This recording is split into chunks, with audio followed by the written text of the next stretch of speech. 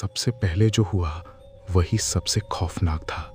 रात के ठीक 2:47 पर होटल सनराइज रेजिडेंसी के रिसेप्शन पर बैठा गार्ड अचानक चिल्लाया। सीसीटीवी स्क्रीन पर कमरा नंबर 302 अपने आप खुल रहा था, जबकि उस कमरे में कोई मेहमान था ही नहीं। अगले ही पल कैमरे में एक काली परछाई अंदर गई और फिर कैमरा हमेशा के लिए ब्लैक हो गया।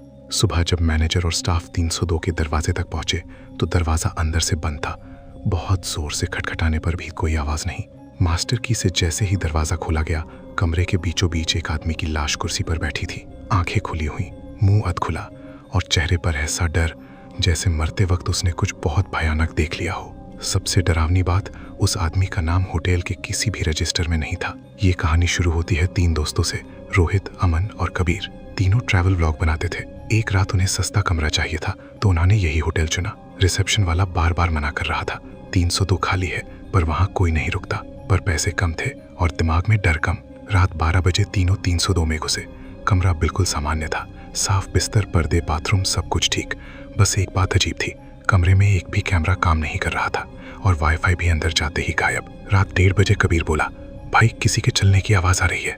अमन ने मजाक उड़ाया, पर तभी बाथरूम का दरवाजा धीरे से अपने आप खुल गया। अंदर अंधेरा था, पर शीशे में तीनों के अलावा कोई और भी खड़ा दिख रहा था। रोहित ने कांपते हाथों से पीछे मुड़कर देखा। पीछे कोई नहीं था, लेकिन शीशे में वो अब भी था। अचानक लाइट चली गई। कमरे में ठंड ऐसी बढ़ी जैसे कोई शवगृह हो। अंधेरे में किसी के कान के पास बहुत धीमी आवाज आई, ये कमरा बाहर नहीं जाने देता। अमन चिल्लाता हुआ दरवाजे की तरफ भागा। दरवाजा खुला, पर उसके बाहर होटल की लॉबी नहीं थी। बाहर वही कमरा था, 302 के अंदर 302, एक के अंदर दूसरा, दूसरे के अंदर तीसरा। कबीर घुटनों पर गिर गया। रोहित रो रहा था। अचानक कबीर की चीख गूंजी। उसकी टांग को किसी ने अंधेरे में खींच लिया। बस एक आवाज आई, तुम देख नहीं सकते पर हम यही हैं। उसके बाद सिर्फ रोहित बचा। सुबह होटल स्टाफ को जो मिला वही शुरुआत में बताया गया था।